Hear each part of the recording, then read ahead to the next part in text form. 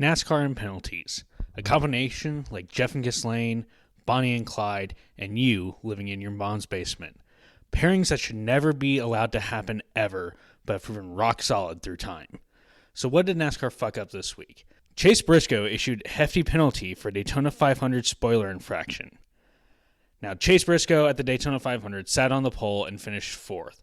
And NASCAR being NASCAR always takes a car or two back to the R&D center to tear down and inspect after every race, because why not?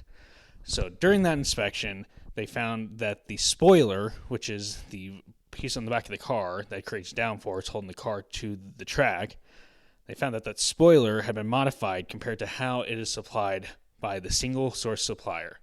What is a single source supplier?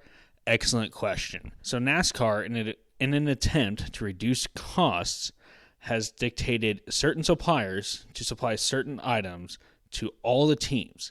So you have the larger bargaining power of the sport to buy these items, cost goes down. I think that's called economics, but I'm an idiot. What do I know? So you get these parts from the suppliers and you're supposed to use them as supplied. You're not supposed to modify them in any way. Well, during the teardown, it was found that some of the bolt holes that hold the spoiler to the deck lid were slightly elongated, and that's a big no-no. So what happened? Chase Briscoe was deducted 100 points, 10 playoff points, which in my opinion doesn't matter because the playoffs are dumb and stupid and don't matter. Joe Gibbs Racing was fined $100,000, and crew chief James Small was suspended for 4 races. Now, what I want to focus on is the 100 points, because every driver, if you win a race, only gets 40 points. So for this somewhat minor infraction, Chase Briscoe was completely fucked out of basically a 1.5 worth of points. That's disgusting! So NASCAR's always had rules about what you can and can't run.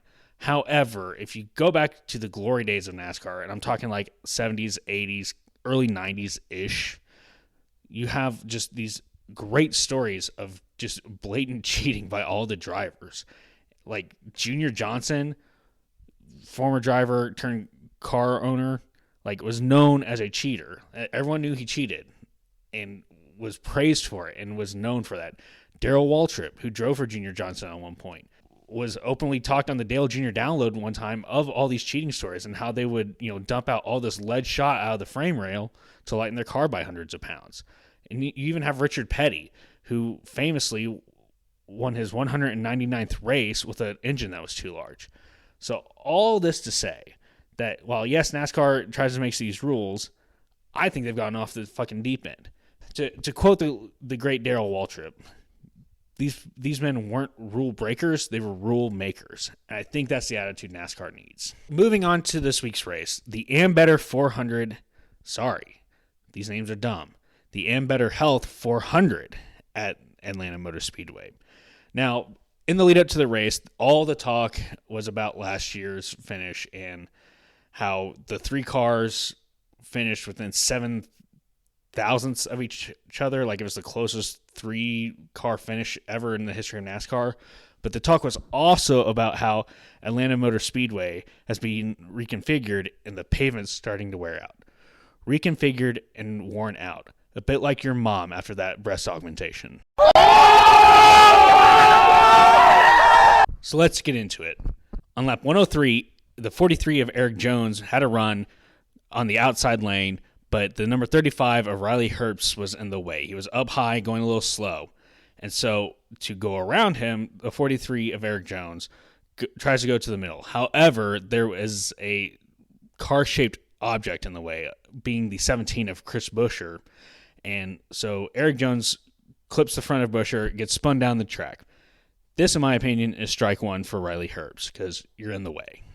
Get out of the way. On lap 151, the 47 of Ricky Stenhouse Jr. bounces off the 19 of Chase Briscoe, pushing Stenhouse up into the number 9 of Chase Elliott. Chase Elliott being NASCAR's most popular driver for many years running at this point, and the only active driver from Georgia. So Chase Elliott gets into the wall. He breaks a toe link, which I don't fully understand it, and I can't be bothered to figure it out. But basically, car no drive straight anymore. Chase Elliott bounces off the wall again, comes down in front of the 6 of Brad Keselowski and the number 0-1 of Corey LaJoie because we have to have a 0-1 and a 1 because NASCAR's dumb. So knocks both of them out. For this obvious crime against humanity, the great state of Georgia has declared a crusade against Ricky Stenhouse Jr. And I, for one, say Deus Vult. Somewhere in this time, and I can't be bothered to keep track of it because it's hard to track what happens when during these races. But somewhere along the line, the 35 of Riley Herbst gets the number 20 of Christopher Bell into the wall. Not bad enough to ruin Christopher Bell's day, as we'll see. But this is strike number 2. On lap 185, Riley Herbst is up top again, going slow, because why not? He stacks up the 23 of Bubba Wallace, that stacks up the 99 of Daniel Suarez, that stacks up the 54 of Ty Gibbs. So Ty Gibbs goes to the middle, but Daniel Suarez comes down on top of him. The only problem being is that the 34 of Todd Gilliland is right there. So there's nowhere to go. So Suarez bounces off the 54 of Ty Gibbs into the wall and spins down the track. He collects the 41 of Cole Custer, the 51 of Cody Ware, and the 44 of J.J. Yaley, ruining their days. He also happens to crash the number 4 of Noah Gregson and the 38 of Zane Smith, but no one really gave a shit. In the post-crash interview, Daniel comes out of the infield care center, basically says something along the line of, yeah, we just weren't good enough today. And he didn't know that the 54 was there. This wins him this week's "This Is Why Nobody Likes You, You Big Dumb Dipshit" award. Congratulations, Daniel. This is also now strike 3 for Riley Herbst. He will now be moved to NASCAR's newest series. This is a very exciting series. This series, he will be racing a Tesla Roadster around the sun. We are shooting him into space, duct taping him to the front of a SpaceX rocket. Get out of the fucking way. On lap 206, the 19 of Chase Briscoe is dumb, and he gets into the wall, slows down, and we all know what happens. It's a drafting track. He hits the 17 of Chris Buescher, who gets pushed down into 48 of Alex Bowman, ruining everything. On lap 235, the 77 of Carson Hocevar absolutely yeets the 12 of Ryan Blaney going into turn 1. Ryan Blaney, being a professional and a gentleman, doesn't fuck up everyone else's day and casually just drifts that thing around the corner like a boss. He's got sparks flying off the splitter. It looked like a freaking sparkler from the 4th of July. Afterwards, he expressed a little bit of displeasure with Carson Hocevar. He just runs right in the back of you. I don't know what we can do about it. I mean, we got a race. He's just a moron. He has zero idea of where to bump somebody, where not to. He's swiping across my bumper as he's doing it. He just has no idea. On lap 259, the 5 of Kyle Larson runs the number 2 of Austin Cindric up into the wall coming out of the corner. Cindric then comes down and collects the 24 of William Byron and just ruins both their days. After the race, Austin Cindric was not thrilled. First, take a big step back and literally fuck your own face! This, of course, leads to overtime because it's a NASCAR race and we have to have overtime because everything's a gimmick and the sport doesn't exist anymore. On lap 266, NASCAR proved that its officiating is being led by 2 brain-dead monkeys on a seesaw. During Saturday's Xfinity race, you have a crash coming out of turn 2 on the backstretch. You have a crash up front, kind of mid-pack, and you have a crash further back in the pack. But NASCAR, like the end of the Daytona 500, said, LOL, hold my beer, and just left it green. And so the leaders race back to the line, meaning everyone's going a fuck ton miles per hour, while there's cars spinning out all around the track on the backstretch.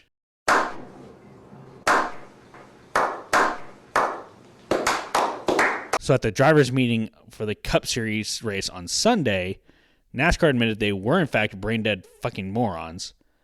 At the end of the race, the number 5 of Kyle Larson is leading when Carson Hocevar gives one hell of a push to the 20 of Christopher Bell, pushing him slightly ahead of Kyle Larson. With that, there's then a gap in the middle, and Carson Hocevar shoots for that gap, and we are set up for another monumental 3-wide finish at Atlanta, just like last year. However, the 21 of Josh Berry gets turned into the side of the 11 of Denny Hamlin, and it bounces down to the 1 of Ross Chastain, and basically just has a little big one at like what you would see at Talladega and Daytona, just collects half the field behind him. NASCAR, not wanting to recreate the movie Gladiator with its drivers, throws the cautions like they should and ruins the end of the race. Just a complete letdown of a finish. And Christopher Bell was slightly ahead. And by slightly, I mean like a full car length ahead of Carson Hocevar and Kyle Larson, winning this race.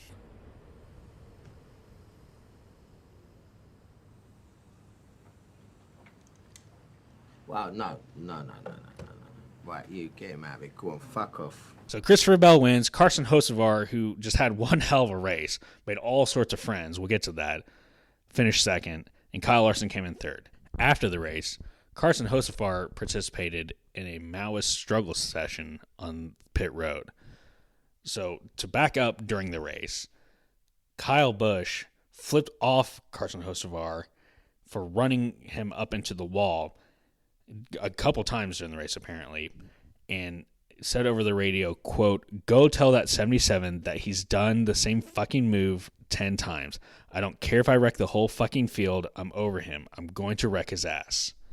On pit road after the race, Ryan Blaney comes up to him and has a couple words with him about being punted in the turn one earlier. Then Ross Chastain pulls Carson Hocevar aside, and apparently these two are friends, and just has a quick chat with him about the happenings of those last couple laps. After that conversation, Ross is interviewed and says he didn't hear what he wanted from Carson Hocevar. So congratulations, Carson, for being a participant in this week's struggle session. I hope you enjoy the rice fields. Welcome to the rice fields, motherfucker! So to end this rant, or wherever the fuck this is, I want to talk about the coverage of this race on Fox, because a lot of people had problems with the coverage, and a lot of people, including me. So primarily what my issue was the number of freaking ads in this race. So the first stage, and again, I don't recognize stages, but in the first 60 laps of this race, there were 4 ad breaks. Now, to Fox's credit, every single green flag lap of this race was shown. However, a lot of them were shown in the side-by-side, where you have the smaller box with the action up kind of to the left and the rest of the screen being the ad. It seemed like all the cautions happened during the side-by-sides, so you never really saw what happened. And yeah, they show the replay afterwards, but it's not the same as seeing it live, like, you know, the drama of a live event, because that box is so small you can't see what's happening clearly in it. Plus, it doesn't help that like the camera operators were focused on like the front 2 cars, and that's all you could see. So you would see, you know, the front couple cars going into a turn, the scoring pylon would turn yellow. You know it's under caution, but like a full like 5 seconds would go by before they showed what happened, and by that time the crash is done. And so I also feel like there wasn't great like replays during the race. Like in pulling stuff for this video and getting my notes ready, it was hard to find all these different crashes and like what happened. It was hard to clearly see it. So this is all disgusting. However, it's understandable, because afterwards I learned that Helen Keller produced this broadcast. This is going to get me canceled. Can you be canceled if you're not famous? Who gives a fuck?